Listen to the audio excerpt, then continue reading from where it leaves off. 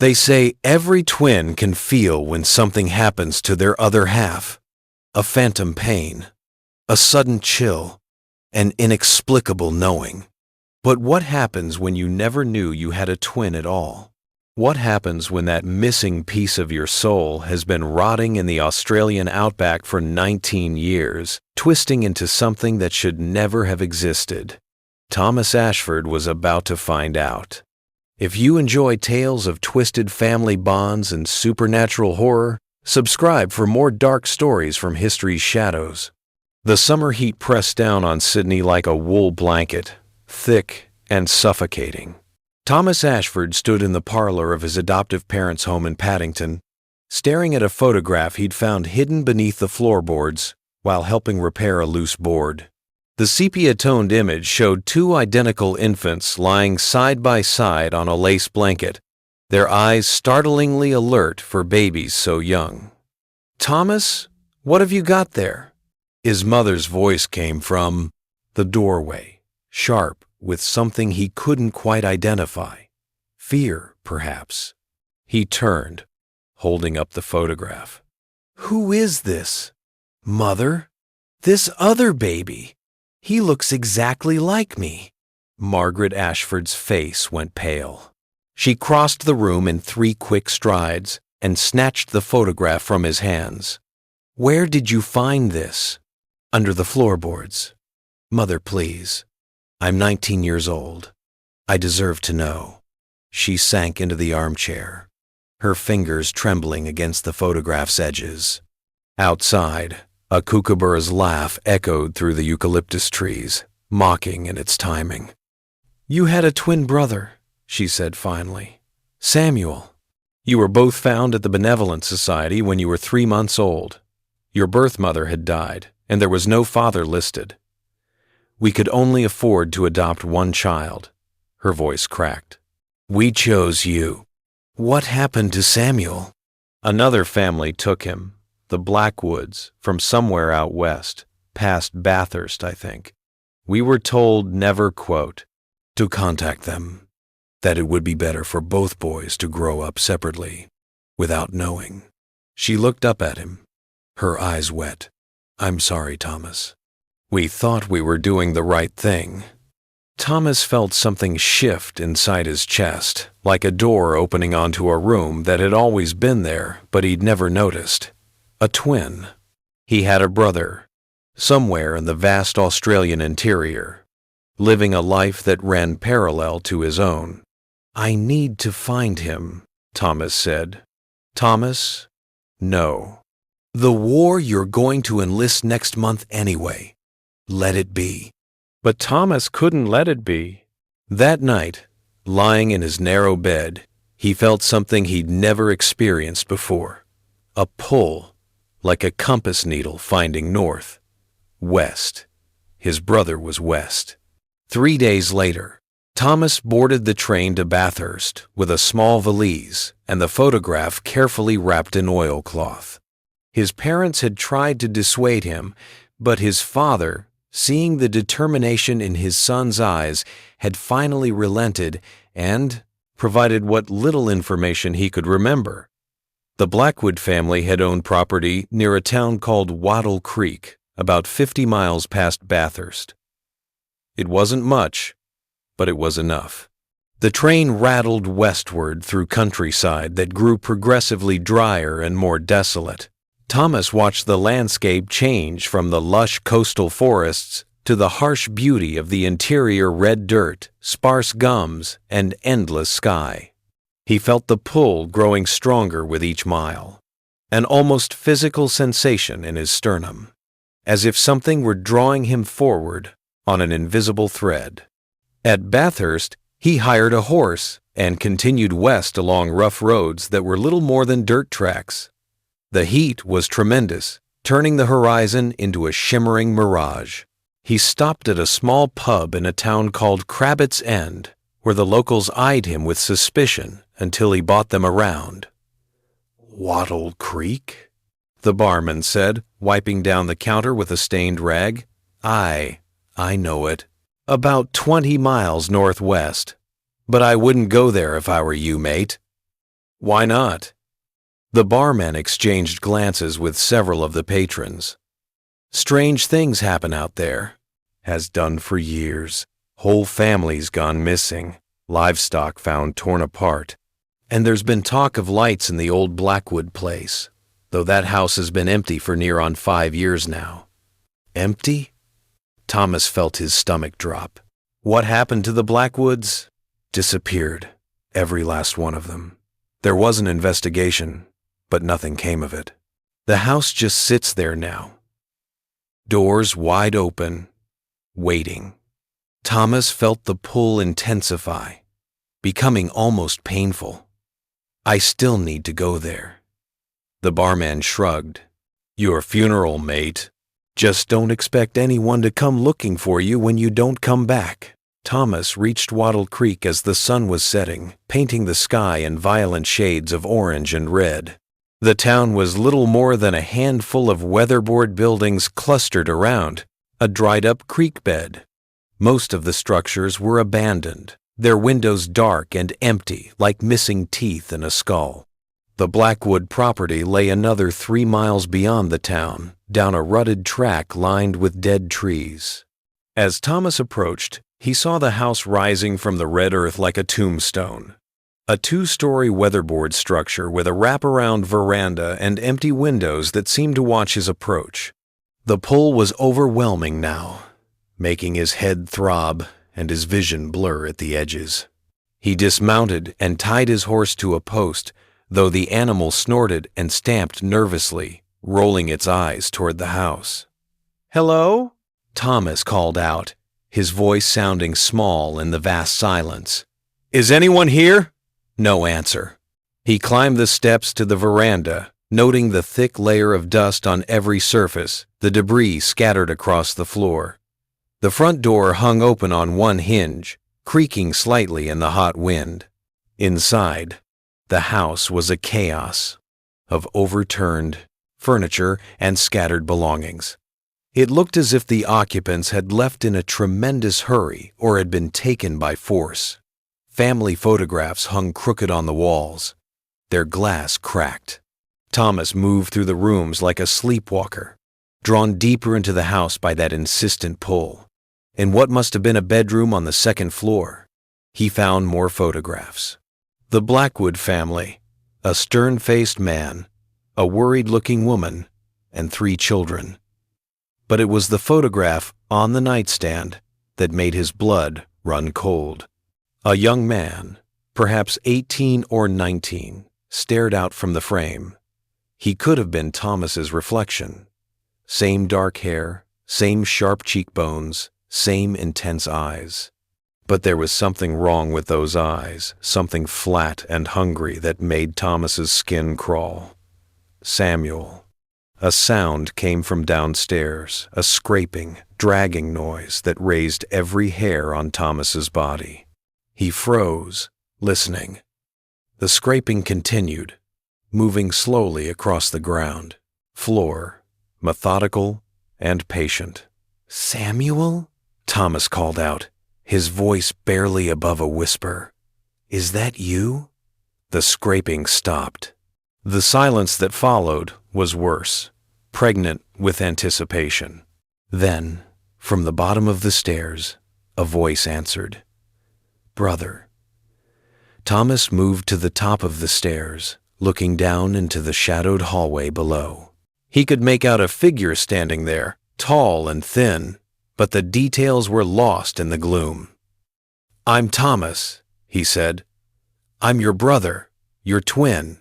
I came to find you. I know who you are." The voice was his own, the exact timbre and pitch, but emptied of all warmth. "I've been waiting for you." "Waiting? How did you know I was coming?" A soft laugh echoed up the stairs. "I've always known where you were, Thomas. Since we were separated, I've felt you, your life, your happiness, your comfort, every moment of it." The figure moved closer to the bottom of the stairs, and Thomas caught a glimpse of pale skin, of eyes that reflected the dying light like an animal's. Do you know what that's like? To feel your other half living in luxury while you rot in this wasteland? I didn't know, Thomas said, backing away from the stairs. I only just found out about you 3 days ago. 3 days, Samuel repeated, his voice dripping with mockery. I've known for 19 years. Every night, I felt you sleeping in your soft bed while I fought for scraps. Every day, I felt your joy while I endured. He trailed off, and when he spoke again, his voice had changed, becoming something not quite human. They weren't kind to me, Thomas. The Blackwoods. They took me because they needed a worker, not a son. And when I got older, when I started to change, they tried to lock me away. Change? Thomas whispered. Don't you feel it, brother? The incompleteness? The sense that you're only half of something? Samuel began climbing the stairs, each footfall deliberate and heavy. We're not meant to be apart. The separation broke. Something in me twisted me into something new. But together, we can be whole again. As Samuel emerged into the fading light from the upstairs window, Thomas finally saw his brother clearly and wished he hadn't. Samuel was indeed his twin, but it was as if someone had taken the same template and corrupted it. His skin was too pale, almost translucent in places, showing dark veins beneath. His fingers were too long, ending in what looked like blackened nails or claws. And his eyes were completely black, reflecting nothing. What happened to you? Thomas breathed. I became what I needed to become to survive. Samuel smiled, revealing teeth that were too sharp. The Blackwoods learned that the hard way. They're still here, you know. In the walls, in the cellar, everywhere and nowhere. He reached out one elongated hand. But you're here now, Thomas. My other half. My better half. The piece I've been missing. Thomas turned and ran. He burst into the nearest bedroom and slammed the door, shoving a heavy dresser against it. Through the thin walls, he could hear Samuel laughing. There's nowhere to go, brother. This house has been waiting for you. I made sure of it. Thomas looked around desperately. The window, he could jump from the window. He ran to it and pushed at the sash, but it wouldn't budge. When he looked closer, he saw that it had been nailed shut. All of them had, he realized, seeing the same blackened nails protruding from the other windows in the room. A heavy impact against the door made him jump. Samuel was trying to break through, hitting the door with methodical, powerful blows that made the wood splinter. I don't want to hurt you, Thomas, Samuel called through the door. I just want us to be together, to be complete. Don't you feel it? Don't you feel how wrong it is to be separate? And God help him, Thomas did feel it. That pull he'd experienced on the journey here had become a screaming need, like thirst or hunger magnified 1,000-fold. Part of him wanted to open the door, wanted to embrace his brother despite his monstrous appearance, wanted to somehow merge back into the unity they'd lost at birth.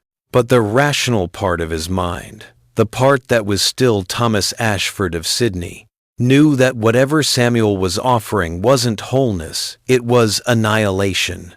The door was giving way.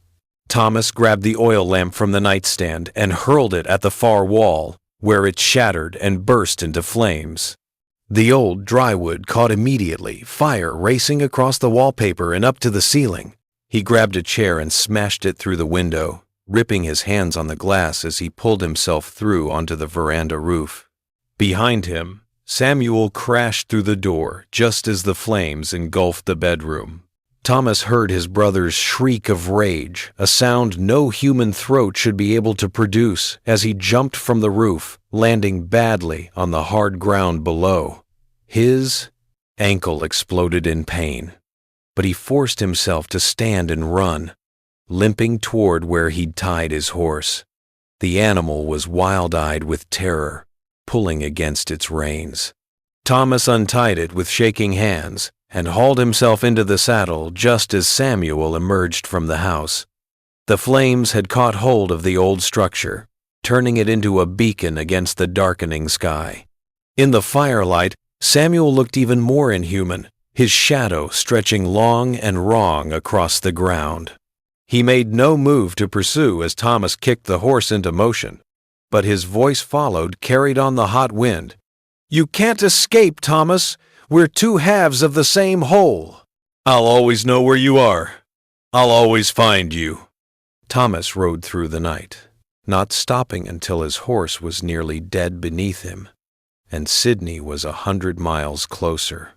But even as the distance grew, he could still feel it, that terrible pull, like a hook in his heart, drawing him back toward his brother. Thomas, enlisted in the Australian Imperial Force the day after returning to Sydney, lying about his injured ankle, he told his parents nothing of what he'd found at Wattle Creek, only that Samuel was dead and the matter was closed. He could see they didn't believe him, but they didn't press. The photograph of the two infants he burned. Boot camp was a blessing. The physical exhaustion and mental focus required to survive. The training left little room for the dreams that plagued him whenever he closed his eyes. Dreams of Samuel, standing in the burning house, waiting, always waiting. By August, Thomas was aboard a transport ship bound for Egypt, and from there to Gallipoli. Around him, other young men laughed and joked, nervous and excited about the adventure to come. Thomas said little, standing at the rail and watching the Australian coast recede into the distance. The pull was weaker here, stretched thin across the miles of ocean. But it was still there, a constant ache in his chest that never quite faded. Sometimes, in the middle of the night, he would wake with the absolute certainty that Samuel was calling to him, drawing him back. At Gallipoli, death became commonplace. Men were shot, blown apart, or died screaming of dysentery and disease. Thomas fought mechanically, following orders, watching friends fall around him. He felt strangely disconnected from it all, as if he were observing someone else's life through thick glass. In October, during a particularly brutal assault on Turkish positions, Thomas was hit by shrapnel in the shoulder. As he lay in the field hospital, drifting in and out of consciousness from the morphine, he had a vision, if that's what it was. Samuel stood at the foot of his cot, looking more human than he had at Wattle Creek, but no less terrible. He smiled sadly. "You thought you could run from me, brother. You thought the war would keep you safe." He reached out, and though they were separated by thousands of miles, Thomas felt his touch cold and final. "But there is no distance that can separate us. Not really. We're bound, you and I." Bound by blood and birth, and something older than both. "What do you want?" Thomas whispered. "I want you to come home. I want you to stop running. I want—" Samuel paused, and for just a moment, Thomas saw something human in those black eyes. Pain, loneliness, loss. "I want my brother back." When Thomas woke, his fever had broken, but the vision, or hallucination, stayed with him. He began to understand that Samuel's transformation into something monstrous wasn't entirely his fault. The separation, the abuse, the isolation, it had broken something fundamental in him, just as it had left Thomas with a hole in his life he'd never known was there. But understanding didn't change what Samuel had become. It didn't bring back the Blackwoods or whoever else had fallen victim to his brother's hunger for wholeness. Thomas was evacuated from Gallipoli in December, his wound ensuring he would never return to active combat. As the ship carried him back toward Australia, the pull grew stronger with each passing day, until it was all he could do not to throw himself overboard and try to swim there, driven by that irresistible magnetic force. He arrived in Sydney in January of 1915, gaunt and hollow-eyed. His parents barely recognized him. The doctors said he was suffering from shell shock, but Thomas knew the truth. Samuel was calling to him, and the call was becoming impossible to resist. For 3 months, he fought it. He took a job at a warehouse, tried to resume his old life, even started courting a girl named Elizabeth whom he'd known before the war. But every night, the dreams came. Samuel, standing in the ruins of the Blackwood house. Samuel, reaching out with those 2 long fingers. Samuel, whispering, "Come home, brother. Let us be whole." In April, Thomas gave up. He left a note for his parents, telling them he loved them and that they shouldn't try to find him. Then he bought a horse and supplies and set out once more for Wattle Creek. This time, there was no reluctance, no fear, only a terrible resignation and a sick kind of relief. He was tired of running, tired of feeling incomplete. Whatever Samuel had become, whatever was waiting for him at that ruined house in the wasteland, at least it would end this constant, aching pull. The journey took a week. When Thomas finally rode up that rutted track lined with dead trees, he found the Blackwood house still standing, despite the fire. It was charred and skeletal, open to the sky in places, but somehow still intact, waiting. Samuel was standing on the veranda, just as Thomas had known he would be. The month since their last meeting had changed him further. He was barely recognizable as human now. Too tall, too thin. His movements wrong in subtle ways that hurt to watch. But when he saw Thomas, something like joy crossed his alien features. "You came, Samuel," said softly. "I knew you would. We can't be apart, you and I. We're 2 pieces of the same soul." Thomas dismounted slowly, his legs shaking. What happens now? Now? Samuel descended the steps, moving with an eerie, fluid grace. Now we become what we were always meant to be. Whole, complete, one. "And if I refuse?" Samuel laughed, a sound like wind through dead trees. "You can't refuse, Thomas. You're already here. You came of your own free will, drawn by the same force that's been pulling us together since the moment we were separated. The bond between twins is powerful, but the bond between us, shattered and twisted as it is something more, something darker." He was right, Thomas realized. He'd never really had a choice. From the moment he'd found that photograph, this ending had been inevitable. They were 2 halves of something that should never have been split, and the universe itself was trying to correct that mistake. "Will it hurt?" Thomas asked. "I don't." "No," Samuel admitted. "I've never done this before." He held out his hand, and this time, Thomas took it. The touch was electric, sending a shock through Thomas's entire body. Images flooded his mind, Samuel's memories, his life, his pain. He saw the Blackwoods' cruelty, the beatings, the locked rooms and missed meals. He felt Samuel's growing realization that he was different, that something about the separation had damaged him in ways that could never be healed. He experienced the night Samuel had finally snapped, when whatever had been slowly changing him completed its transformation, and the Blackwoods had learned too late that they'd been harboring a monster. And through it all, He felt Samuel's desperate, overwhelming need for the brother who'd been taken from him. The only person in the world who could have understood, who could have made him feel whole again. "I'm sorry," Thomas whispered. "I'm sorry you were alone." "Don't be," Samuel said. "You're here now. That's all. That matters." The world began to fade at the edges, reality itself seeming to bend and warp around them. Thomas felt himself being pulled forward, or perhaps inward, drawn towards Samuel in a way that went beyond physical proximity. Their hands were fused together now, no longer distinguishable as separate limbs. The boundary between them was dissolving. In the last moment of true consciousness, Thomas understood what was happening. They weren't joining, one of them was being consumed. Samuel had been changed by their separation, twisted into something that fed on others to fill the void where his twin should have been.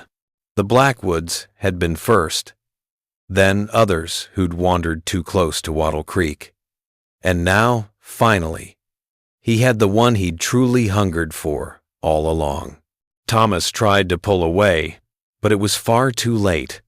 He felt himself being drawn into Samuel, absorbed his identity and memories, mixing with his brother's in a maelstrom of confused sensation. He opened his mouth to scream, but no sound emerged. He was no longer certain he had a mouth, or a body, or anything at all, except this terrible, overwhelming sense of wrongness. And then, mercifully, there was nothing. The soldier was found wandering the outskirts of Bathurst 3 days later, dazed and unable to remember his own name. His papers identified him as Private Thomas Ashford, recently returned from Gallipoli.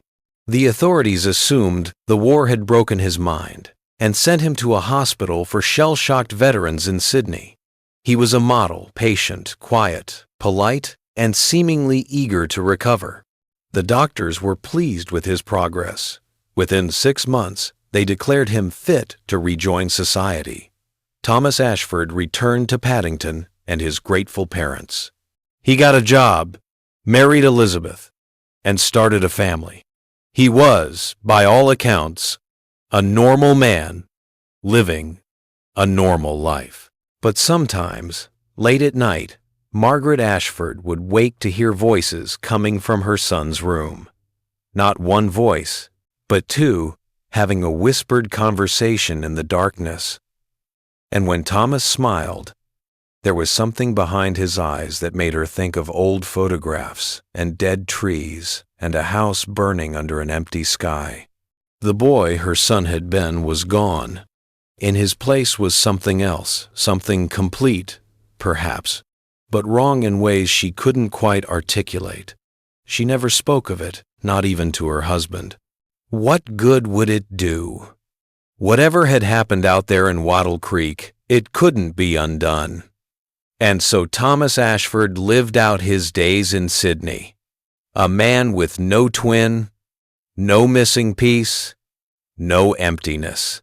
Because Samuel was there too, folded into the spaces between Thomas's thoughts, merged so completely that they could no longer be separated.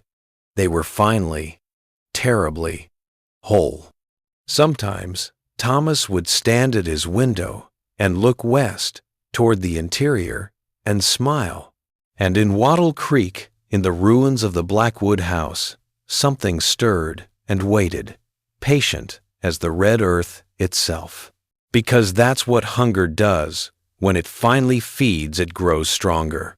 And the bond between twins, once twisted into something dark and consuming, never truly breaks. It only spreads, reaching out like roots through dry soil, searching for the next empty space that needs to be filled. The Ashfords had more children, 2 boys, born on the same day, twins. Thank you for reading The Other Half. I hope this tale of twisted brotherly bonds and the unforgiving Australian outback left you unsettled in all the right ways. The idea that our missing pieces might be out there, waiting and wanting, is perhaps more terrifying than any ghost or monster. If you enjoyed this journey into the dark heart of 1914 Australia, please subscribe for more historical horror stories. Share your thoughts in the comments below. Have you ever felt that inexplicable pull towards something you couldn't explain?